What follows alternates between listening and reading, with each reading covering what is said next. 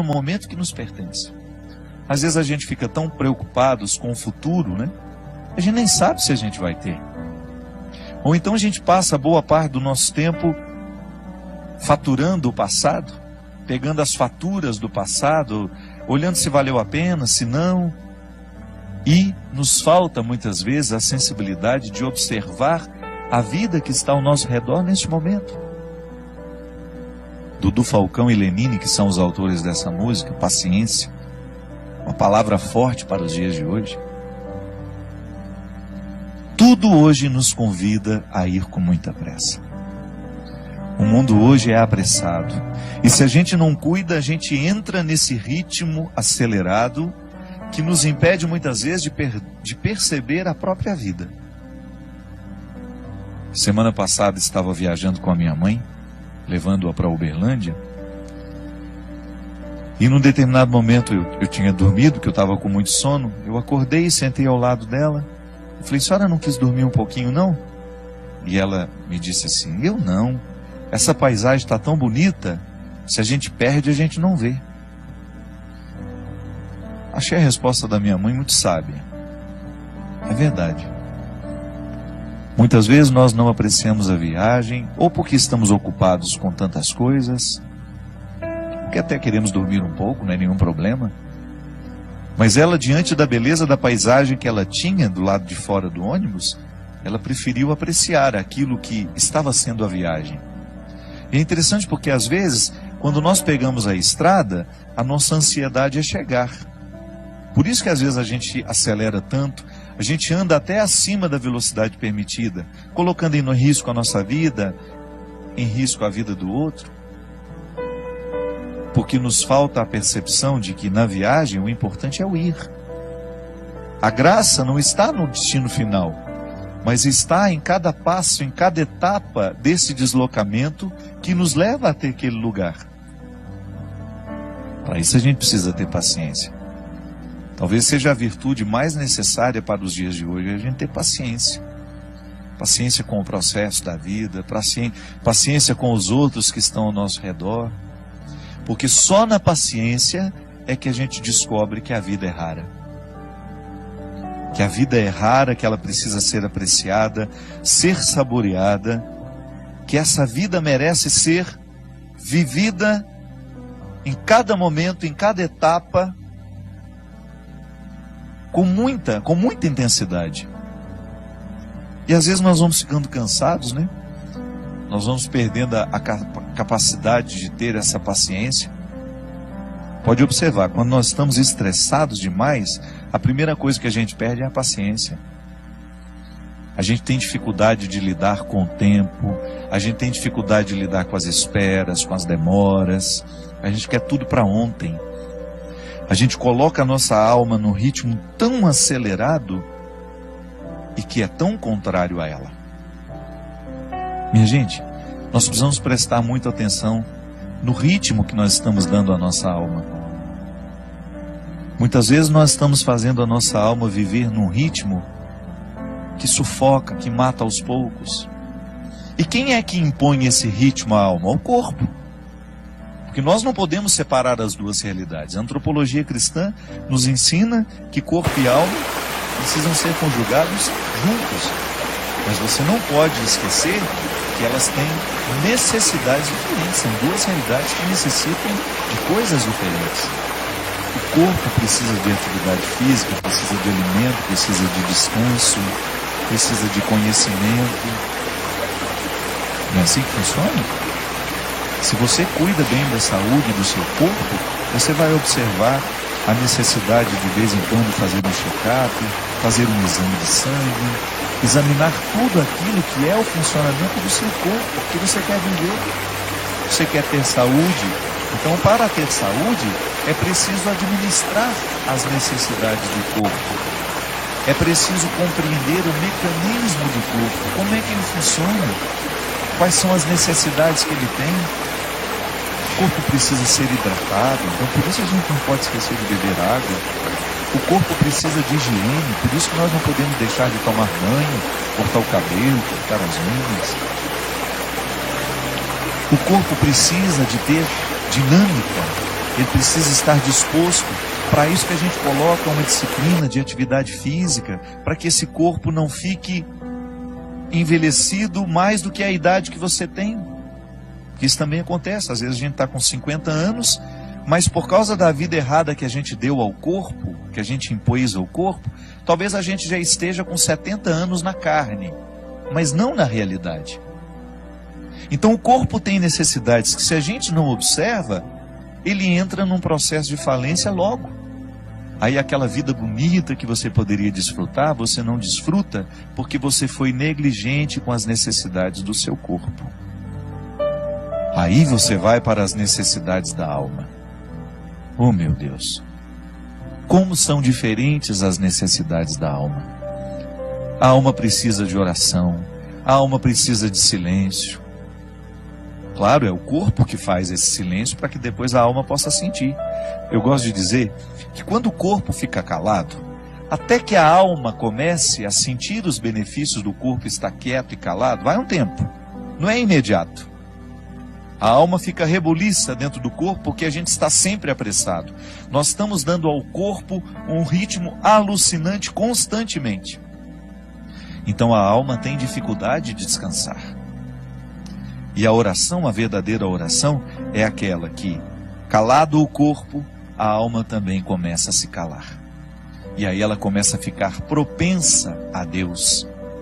Ela começa a ter a possibilidade de ter um encontro com Deus, porque ao disciplinar o corpo numa quietude e num silêncio, a alma começa a entrar neste contexto de silêncio, de quietude, que é onde a gente vai ter a oportunidade de ouvir Deus falar com a gente. A alma precisa de música. Quantas vezes você chegou cansado em casa, tomou um banho, deitou na sua cama, colocou uma música que te relaxava e você sentiu que a sua alma agradeceu aquele carinho que você fez a ela? Isso é oração também. Ainda bem que nós temos aqui, as músicas que nos fazem rezar. Ou gosto de dizer, as músicas que rezam por nós. A gente grava tantos CDs todo ano.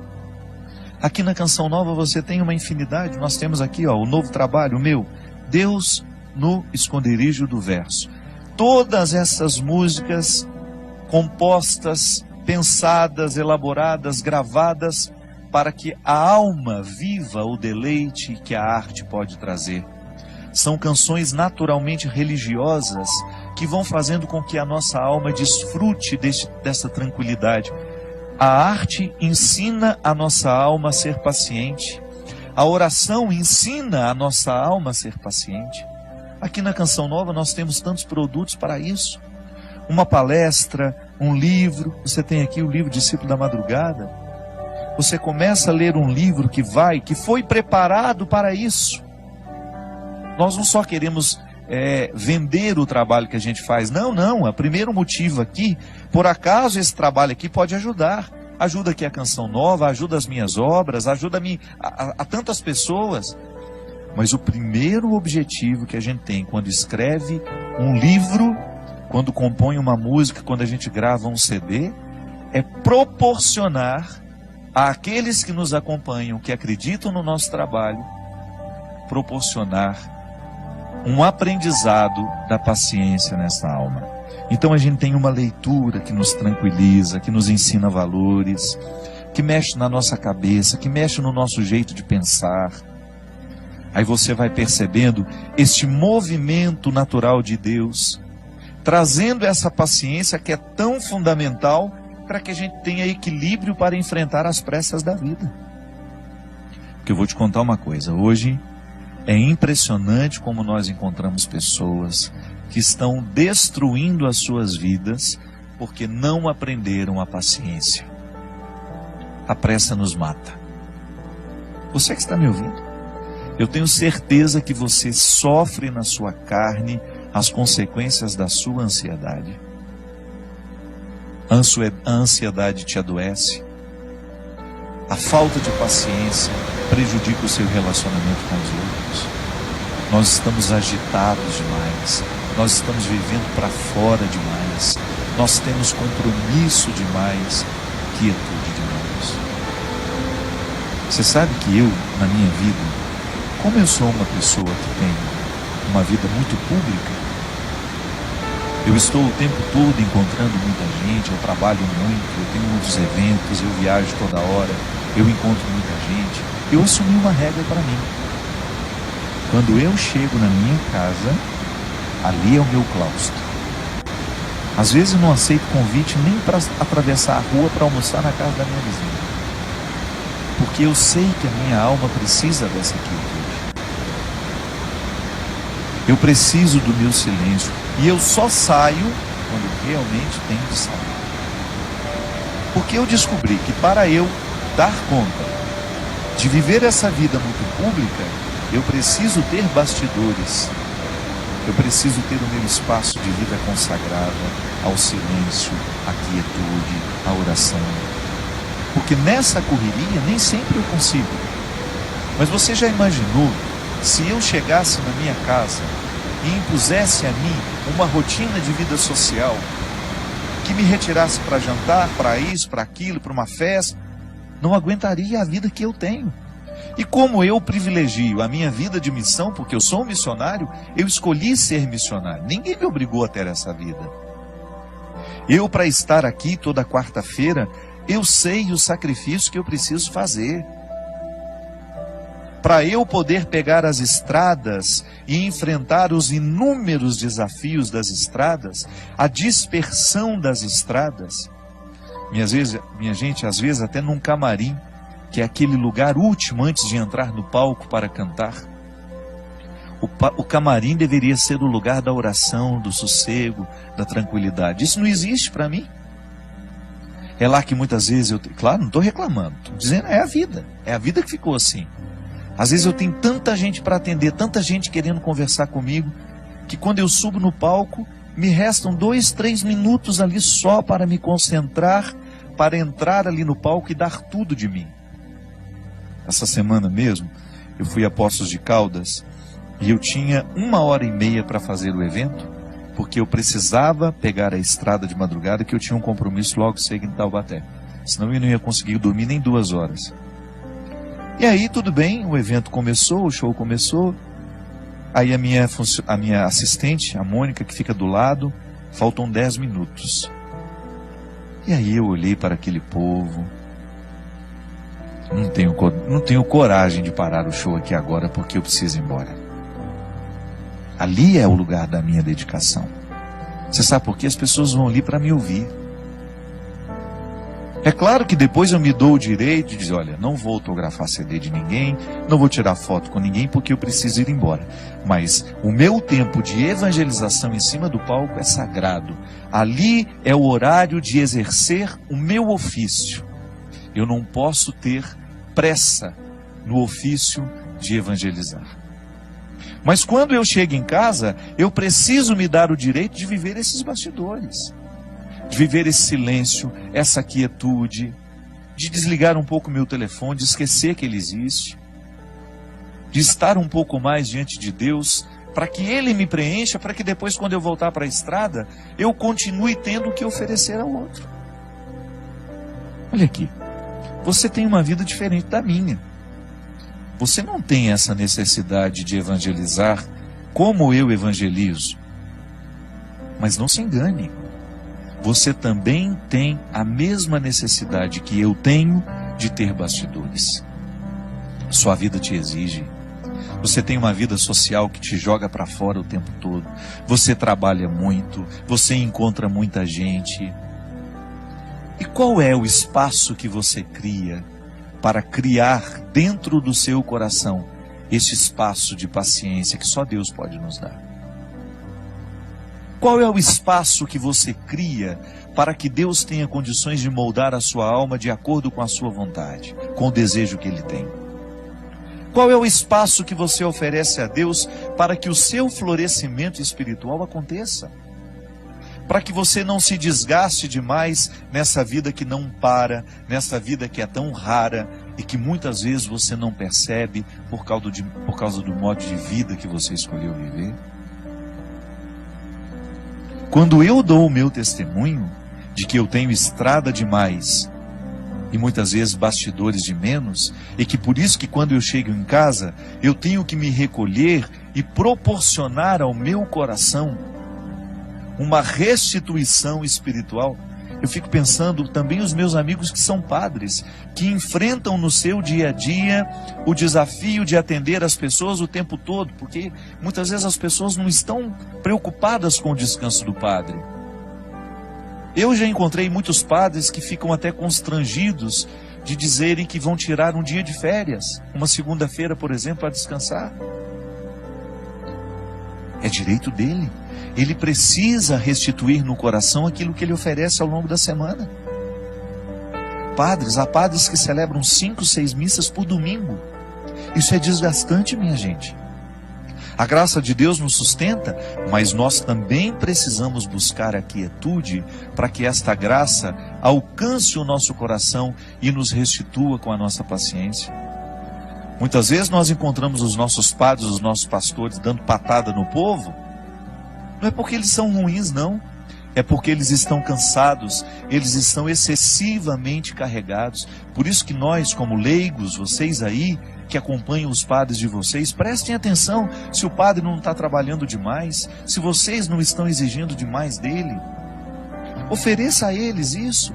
O padre vai passar um dia lá em casa, ninguém vai te importunar, nós vamos oferecer uma casa onde a gente tem, onde o senhor possa descansar um pouquinho, passar um tempo com pessoas que não vão te exigir nada como padre, onde o senhor seja apenas um ser humano, onde o senhor possa rezar, possa ficar em silêncio.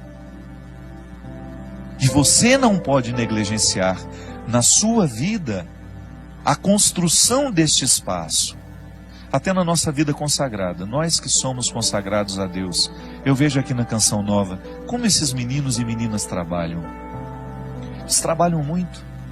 O meu diretor mesmo, China, que agora está trabalhando ali nos bastidores, quantas vezes esse menino passa a noite editando programas, às vezes o programa que vai ter de ser repetido, ele passa a noite editando esses trabalhos, trabalha muito.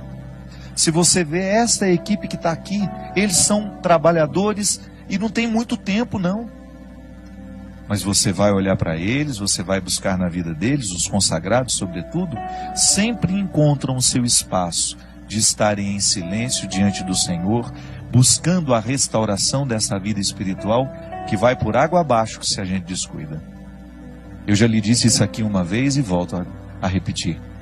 O fundador da Congregação dos Padres Sagrado Coração de Jesus, lá onde eu fui formado, graças a Deus, toda a minha formação eu devo à Congregação do Sagrado Coração de Jesus. Padre João Leão Deon, ele dizia assim: Deus não pode fazer nada com as nossas obras se antes Ele não possuir o nosso coração. É disso que eu estou falando. Quando nós oferecemos a Deus o nosso serviço e esquecemos de oferecer a Ele o coração, que é a metáfora de todos os meus bastidores, Deus não poderá restituir aquilo que eu ofereço ao outro através do meu trabalho. E em pouco tempo eu estarei oferecendo a mim. E oferecer a mim, somente a mim, vai me desgastar demais. Eu vou ficar cansado, eu vou perder a paciência, eu vou ficar estressado, eu vou ficar bruto com as pessoas e eu vou esquecer a delicadeza, que é justamente a característica de todo cristão. Portanto, não tenha medo de introduzir na dinâmica do seu cotidiano o espaço da sua restauração interior. Pode ser 5, 10 minutos. Silêncio, oração, respiração profunda. O exercício da respiração profunda é excelente para quem quer descansar, para quem quer dormir bem. Uma boa leitura, uma música que vai lhe fazer bem. Não vá para a cama sem lhe oferecer este oásis que vai lhe dar condições de trabalhar essa paciência dentro do seu coração.